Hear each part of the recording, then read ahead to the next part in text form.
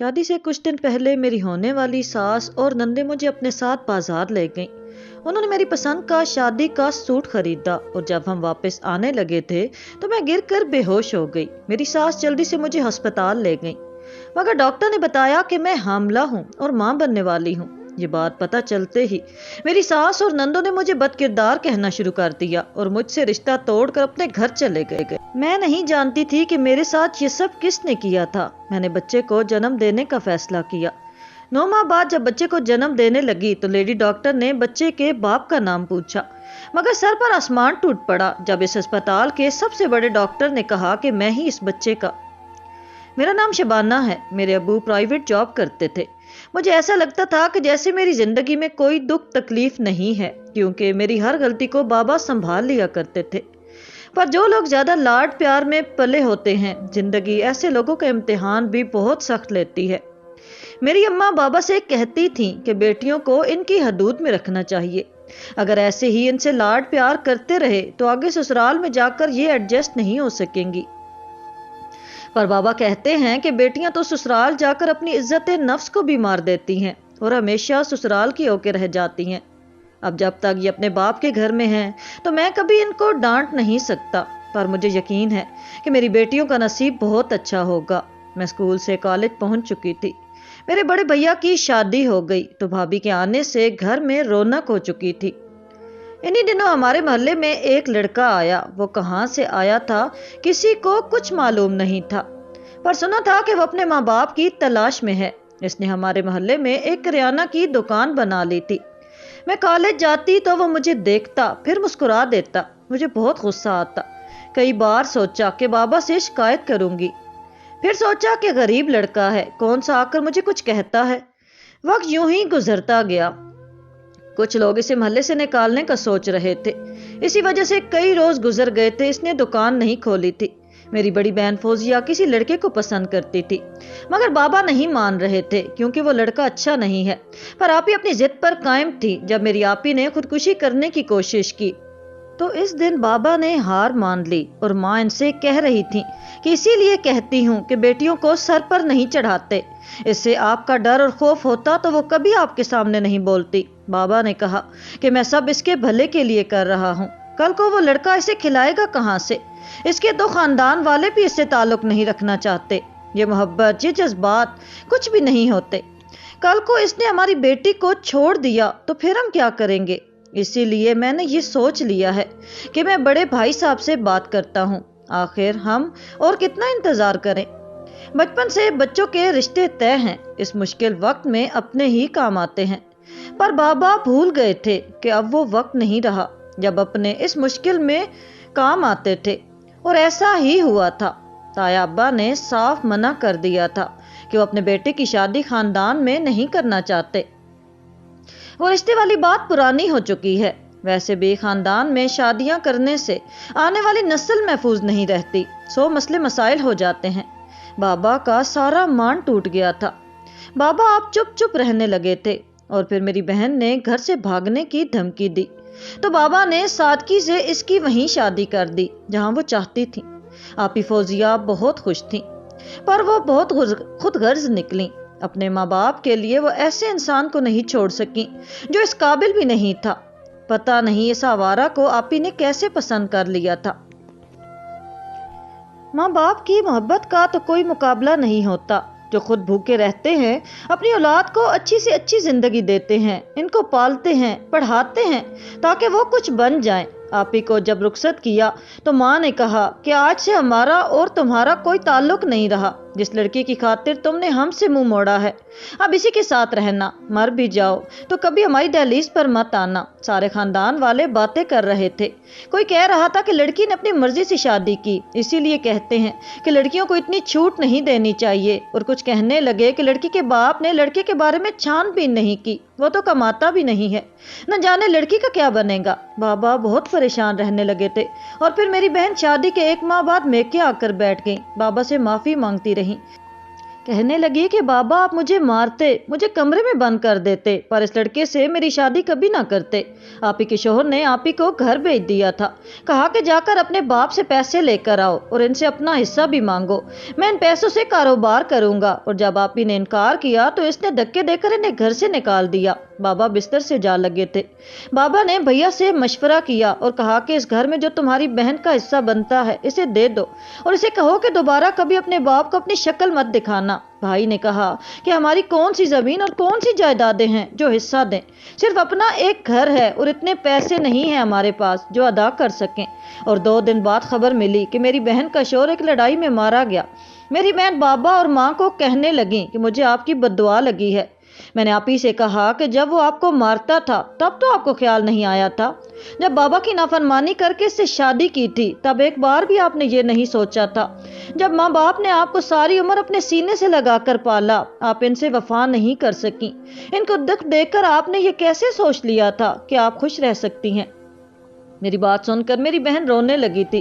میرے بابا ریٹائر ہو چکے تھے اور جو پیسے ملے انہوں نے کچھ بھائی کے کاروبار پر لگا دیے اور کچھ میری شادی کے لیے سنبھال کے رکھ دیے۔ میری پڑھائی مکمل ہو چکی تھی۔ جب بابا نے میرا رشتہ میری خالہ کے گھر طے کر دیا تھا میں بہت خوش تھی، کیونکہ مجھے بھی اپنا کزن اچھا لگتا تھا، پر شاید اسے میں پسند نہیں تھی، اسی لیے خالہ نے انکار کر دیا تھا، جس کی وجہ سے یہ رشتہ نہیں ہو سکا۔ اس لیے مجھے بہت دکھ ہوا تھا اور ماں نے سمجھایا کہ شادی سے پہلے لڑکوں کو ہر لڑکی سے محبت ہوتی ہے، جب بیوی گھر میں آ جاتی ہے تو وہ سب کچھ بھول جاتے ہیں، اور جو لڑکی اپنے شوہر کا دل جیتنے والی ہو وہ ہمیشہ شوہر کے دل کی ملکہ بن کر رہتی ہے۔ ماں کی باتوں سے میں مطمئن بھی تھی اور ایک ڈر بھی تھا، نہ جانے کیا ہوگا، کیونکہ میری کزن نے مجھے صاف کہہ دیا تھا کہ تم شادی کرنا چاہتی ہو تو یہ تمہارا مسئلہ ہے، کل کو مجھ سے کوئی امید مت رکھنا، میں ہر صورت اپنی پسند کی لڑکی سے شادی کروں گا، اس لیے بہتر ہے کہ تم خود ہی اس رشتے سے انکار کر دو۔ اور میں کیسے بابا کو دکھ دے سکتی تھی، ان سے کیسے کہہ سکتی تھی کہ مجھے خالہ کے بیٹے فرحان سے شادی نہیں کرنی، کیونکہ میرا ہونے والا شوہر کسی اور کو پسند کرتا ہے۔ بابا کی صحت بھی دن بدن گرتی جا رہی تھی۔ جب ایک دن بابا کو ہارٹ اٹیک آیا اور ان کی جان چلی گئی، ایسا لگ رہا تھا کہ جیسے سب کچھ جھوٹ ہو، بابا بھی اٹھ جائیں گے، لوگ تو بس تماشا دیکھنے کے لیے اکٹھے ہو رہے ہیں، اور پتہ ہی نہیں چلا کہ کب بابا کو دفنا دیا گیا اور وہ ہمیشہ کے لیے مٹی تلے جا سوئے۔ بابا کی موت نے سب کو توڑ کے رکھ دیا تھا، مجھے ایک بار بھی سکون نہیں مل رہا تھا، ایسا لگتا ہے کہ جیسے ابھی بابا باہر سے آواز دیتے ہوئے آئیں گے اور مجھے پکاریں گے۔ میں دروازے کے پاس بیٹھی رہی، ان کا انتظار کرتی رہی اور بابا نہیں آئے تھے۔ ماں کہتی تھی کہ جانے والے کبھی واپس نہیں آیا کرتے، جو ایک بار اس دنیا سے چلا جاتا ہے اس سے ملاقات دوبارہ کبھی نہیں ہوتی، بس یہ تو خواب ہوتے ہیں اور خوابوں کی مہربانی ہوتی ہے۔ میں اور ماں ایک دوسرے کے گلے لگ کر روتی رہیں، پر صبر آ جاتا ہے، روتے سسکتے ہم مان لیتے ہیں ہمارے اپنے پیارے ہمیں چھوڑ کے جا چکے ہیں، اور پھر ہماری غربت کو دیکھ کر خالہ نے بھی رشتہ ختم کر دیا۔ ماں نے کہا کہ کچھ تو خیال کر لو، ایک بہن ہو کر دوسری بہن کے ساتھ اتنا ظلم کر رہی ہو، پر خالہ نے کہا کہ وہ مجبور ہیں، وہ کچھ نہیں کر سکتی، وہ اپنے جوان بیٹے کو کھونا نہیں چاہتی۔ میری مجبوری کو سمجھیں۔ جب بھائی کو پتا چلا تو انہوں نے کہا کہ پہلے خالہ نے رشتہ کیا کیوں تھا، وہ تو خود آئی تھیں، تب کیوں انہیں اپنا بیٹا نظر نہیں آیا، اور اب سال بعد ان کو یہ خیال آ گیا کہ بیٹے کی خوشی سے بڑھ کر کچھ نہیں ہوتا، اب ہمارا بھی کسی رشتہ دار سے کوئی تعلق نہیں ہے، میرے لیے یہ سب لوگ مر چکے ہیں۔ مگر اس وقت کسی کو بھی ہم پر رحم نہ آیا، تایا ابو نے دھوکے سے ساری زمین چھین لی اور پھپھو نے بھی کوئی کسر نہ چھوڑی، وہ میری بہنوں کی عزت خراب کرتی رہیں اور ہماری دشمن بن گئیں، اور اب خالہ نے بھی ہمیں اکیلا چھوڑ دیا تھا۔ ماں نے کہا کہ جس نے جو کرنا تھا کر لیا، اب ہمیں بھی ایسے رشتہ داروں کی ضرورت نہیں ہے۔ بھائی نے کہا کہ اب یہ سب کہنے کی باتیں ہوتی ہیں، جب کسی کو ہمارا احساس نہیں ہے تو مجھے بھی کسی ایسے رشتے کی پرواہ نہیں ہے۔ وقت گزرتا گیا، میں کمپنی میں ملازمت کرنے لگی، کیونکہ گھر کے حالات بہت خراب ہو چکے تھے، بھائی کا کاروبار میں نقصان ہو رہا تھا، اور اماں بابا کے جانے کے بعد بہت کمزور ہو گئی تھی اور بیمار رہنے لگی تھی۔ آپ ہی دن رات روتی رہتی، ان کے لیے جو رشتہ آتا کسی طلاق یافتہ یا پھر 2 بچوں کے باپ کا آتا تھا۔ ہم سب بہت پریشان تھے، میری بھی شادی کی عمر ہو چکی تھی، حالات ٹھیک ہونے کا نام ہی نہیں لے رہے تھے، اور بھائی جب سے باپ بنا تھا تب سے وہ اپنے بچوں کا ہو گیا تھا۔ ماں کیسی ہے، بہنوں کا کیا بنے گا، انہیں اب ہماری فکر نہیں تھی، اور میرے چھوٹے بھائی نے بھی اپنی مرضی سے شادی کر لی۔ وہ جہاں جاب کرتا تھا وہی اپنی بیوی کو لے کر چلا گیا اور ہم ماں بیٹیاں اکیلی رہ گئیں۔ میں صبح جاب کے لیے نکلتی تو کچھ دیر کے لیے بابا کی قبر سے ہو کر جاتی تھی۔ میں خود کو بہت مضبوط ظاہر کرتی تھی پر میں اندر سے بہت کمزور تھی۔ بابا کے پاس آ کر روتی تھی، ان کو بتاتی تھی کہ ان کی بیٹی ان کے جانے کے بعد در بدر کی ٹھوکریں کھا رہی ہے۔ ایک لڑکی کے لیے باہر نکل کر آج کے دور میں نوکری کرنا آسان نہیں تھا۔ اگر میں نے اسے شادی نہ کی تو وہ اس کی بات نہ مانی تو وہ مجھے کسی کو منہ دکھانے کے لائق نہیں چھوڑے گا۔ میں بہت ڈر گئی تھی پر گھر پر بھی کسی کو نہیں بتا سکتی تھی۔ ایک دن میری بہن فوزیہ کا ایک اچھی جگہ سے رشتہ آیا اور ماں نے ہاں کر دی تھی۔ آپی اب بھی شادی نہیں کرنا چاہتی تھی اور ماں نے کہا کہ اب مزید ہمارا تماشا مت بناؤ، میرے بعد تمہارا کیا ہوگا، تم اکیلی کیسے جیو گی، ابھی تمہاری ساری عمر پڑی ہے۔ اور پھر ماں نے اس کی شادی کر دی۔ شکر ہے اس بار آپی کو ایک اچھا شوہر ملا تھا۔ میری بھابھی نے کہا کہ شکر ہے ایک بوجھ تو کم ہوا۔ پتہ نہیں کیوں بھابھی کو ایسا بوجھ کہنا مجھے اچھا نہیں لگا تھا۔ ہم کون سا اس کے باپ کا کھاتی تھی، ہم تو اپنا کما کر کھاتی تھی۔ اور جو پیسے بابا نے میری شادی کے لیے رکھے تھے وہ بھی بھائی نے لے لیے تھے کیونکہ میری شادی اسی نے کرنی تھی۔ پیسے سنبھال کے رکھنے سے اچھا ہے کہ کاروبار میں لگا دیا جائے۔ اور ماں نے میرے لاکھ انکار کر بھی بھائی کو سارے پیسے دے دیے تھے۔ اور جب آپی کی شادی ہوئی تو ماں نے پیسوں کی بات کی تو بھائی نے صاف منع کر دیا کہ میرے پاس کچھ نہیں ہے، میرا تو اپنا گزر بسر بہت مشکل سے ہو رہا ہے، کاروبار میں بھی نقصان ہو رہا ہے۔ اور ماں چپ چاپ واپس کمرے میں آ چکی تھی۔ ایسا کیوں ہوتا ہے؟ ماں باپ کی دنیا سے چلے جانے کے بعد یہ رشتے بدل کیوں جاتے ہیں؟ ماں کہتی تھی کہ رشتے نہیں بدلتے، وہ تو شروع سے ہی ایسے ہوتے ہیں، بس وقت ان کی اصلیت ہمارے سامنے لے آتا ہے۔ ایک دن میں جاب سے گھر لوٹ رہی تھی کہ کچھ لوگوں نے مجھے اغوا کر لیا اور میرا سب کچھ لوٹ کر دوبارہ مجھے گھر کے باہر پھینک دیا۔ میں بہت روئی تھی۔ جب میں نے اپنی ماں کو سب بتایا تو انہوں نے جلدی سے میرا رشتہ اپنے دوست کے بیٹے سے طے کر دیا۔ وہ لوگ جلد از جلد شادی کرنا چاہتے تھے، جبکہ میں نے ماں سے کہا تھا کہ آپ سب جانتی ہیں پھر بھی میرے ساتھ ایسا کیوں کر رہی ہیں۔ ماں نے کہا کہ جو کچھ ہوا اس میں تمہارا کیا قصور تھا، تم سب کچھ ایک برا خواب سمجھ کے بھول جاؤ۔ شادی سے کچھ دن پہلے میں اپنی ساس اور نندوں کے ساتھ شادی کا جوڑا لینے گئی تو واپسی پر اچانک میری طبیعت خراب ہو گئی اور وہ لوگ مجھے ہسپتال لے گئے۔ ڈاکٹر نے بتایا کہ میں حاملہ ہوں اور ماں بننے والی ہوں۔ تب تو میری ساس اور نندوں نے ایک طوفان کھڑا کر دیا اور پھر ان لوگوں نے یہ رشتہ ختم کر دیا۔ میں نہیں جانتی تھی کہ میرے ساتھ یہ ظلم کس نے کیا تھا، کیونکہ اس دن ان تمام لڑکوں نے چہروں پر ماسک لگائے ہوئے تھے۔ میری ساس اور نندوں نے ہمیں ہر جگہ بدنام کر دیا، سب کو یہی کہا کہ میں ایک بد کردار لڑکی ہوں۔ میں لوگوں کی باتیں سن سن کر تھک چکی تھی۔ میں جینا نہیں چاہتی تھی، کئی بار خودکشی کی کوشش کی تھی۔ ماں نے مجھے سنبھالا اور کہا کہ حالات سے مقابلہ کرنا سیکھو، یوں اپنی جان لینے سے کچھ نہیں ہوگا۔ میری بدنامی کے بعد بھائی نے بھی اپنا گھر الگ کر لیا تھا۔ سبھی میرے کردار کی دھجیاں اڑاتے، مجھے اپنے ساتھ ہونے والے ظلم کا بدلہ چاہیے تھا، اس لیے سوچا کہ پہلے اس بچے کو جنم دوں گی، پھر ان لوگوں کو سزا دلواؤں گی جن لوگوں نے میرے ساتھ ایسا کیا تھا۔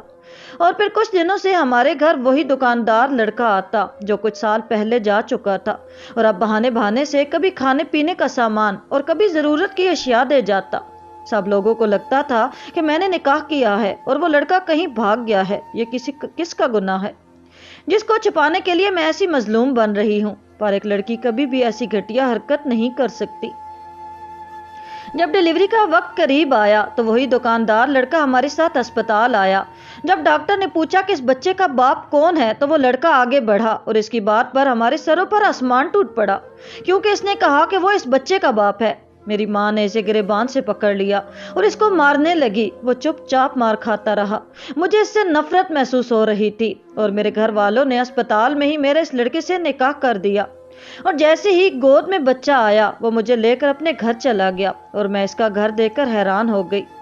ایک بوڑھی عورت جو میری ماں کی عمر کی تھی میری طرف آئی۔ میں نے جب غور سے دیکھا تو وہ ہماری کمپنی کی مالکن تھی اور جیسے مجھ سے ملنے لگی میں اس سے دور ہو گئی۔ مجھے خود سے بھی گھن محسوس ہو رہی تھی۔ میں نے سوچ لیا تھا کہ اس کا بچہ ان کو دیکھ کر خود یہاں سے کہیں دور چلی جاؤں گی۔ میری زندگی کا عذاب بنا کر یہ لوگ کیسے خوشی سے جی رہے ہیں۔ مجھے میرے گھر والوں کی نظروں میں ہی گرا دیا گیا تھا۔ میرے شوہر کا نام ارسلان تھا۔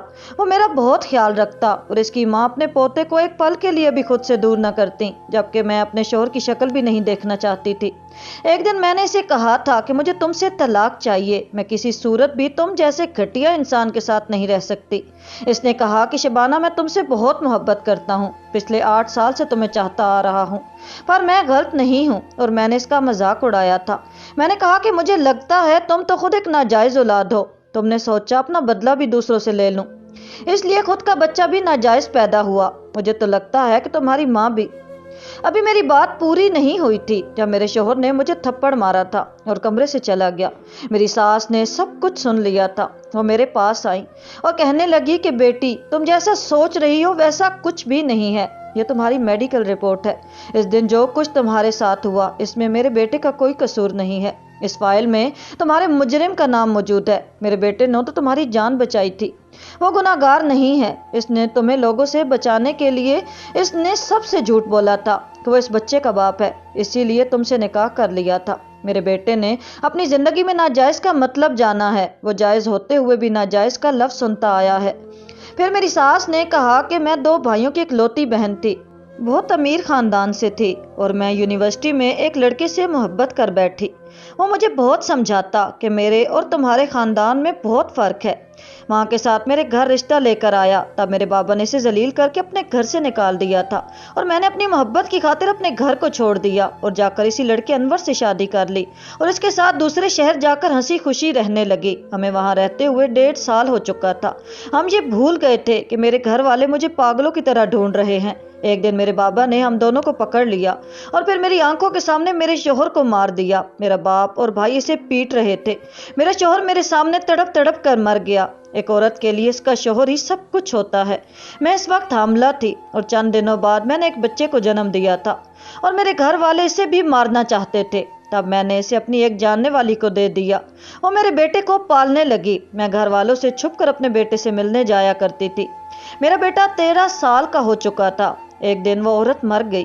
تب میرے بیٹے کو سچائی پتہ چلی کہ وہ اس عورت کا اپنا بیٹا نہیں تھا۔ تب وہ گھر چھوڑ کر کہیں بہت دور چلا گیا۔ میں نے بہت ڈھونڈا مگر وہ نہ ملا۔ میں روز مرتی تھی، اپنے بیٹے کو بھول نہیں پا رہی تھی۔ اور پھر 5 سال بعد ایک دن تمہارے پیچھے آفس میں ارسلان آیا تو میں اسے دیکھتے ہی پہچان گئی تھی۔ وہ اس دن تم سے اپنی محبت کا اظہار کرنے آیا تھا۔ وہ میرا بیٹا تھا، پر وہ مجھے دیکھتے ہی وہاں سے چلا گیا۔ تمہاری وجہ سے میرا بیٹا ملا تھا۔ جس دن تمہارے ساتھ کچھ لڑکوں نے زیادتی کی تھی، میرے بیٹے کو خبر ہو گئی تھی۔ وہ بھاگتا ہوا میرے پاس آیا تھا، اسے میری مدد کی ضرورت تھی، تب میں نے بھی اس کی مدد کی۔ تم جانتی ہو کیا، ارسلان نے ان لوگوں کو زندہ نہیں چھوڑا جنہوں نے تمہارے ساتھ ایسا کیا تھا۔ تمہارا مجرم تمہاری پھپھو کا بیٹا تھا جسے تم نے شادی سے انکار کر دیا تھا۔ اس نے اپنے دوستوں کے ساتھ مل کر یہ گھٹیا کام کیا تھا۔ آج وہ جیل میں سزا کاٹ رہا ہے۔ تمہاری ڈیلیوری والے دن ہی میرے بیٹے نے تمہاری رپورٹس بنوا کر اسے پکڑوا دیا تھا۔ میں اپنی ساس کی بات سن کر بہت شرمندہ ہوئی۔ میری ساس نے بتایا کہ ہاسپٹل میں اس دن نکاح سے پہلے ہم لوگوں نے تمہاری والدہ کو سب کچھ بتا دیا تھا، اسی وجہ سے وہ نکاح کے لیے مان گئی تھی۔ میرے بیٹے نے بہت دکھ سہے ہیں، پر وہ تم سے محبت کرتا ہے۔ میں ایک ماں ہونے کے ناطے بس اپنے بیٹے کی خوشیاں مانگتی ہوں، اسے قبول کر لو۔ اور میں روتی رہی۔ وہ انسان جو میرا محسن تھا، میں اسے غلط سمجھتی رہی۔ میں نے اپنے شوہر سے اور اس ساس سے معافی مانگی تھی۔ آج میری شادی کو کئی سال گزر چکے ہیں، ہمارے 3 بچے بھی ہیں اور ایک خوشگوار زندگی گزار رہے ہیں۔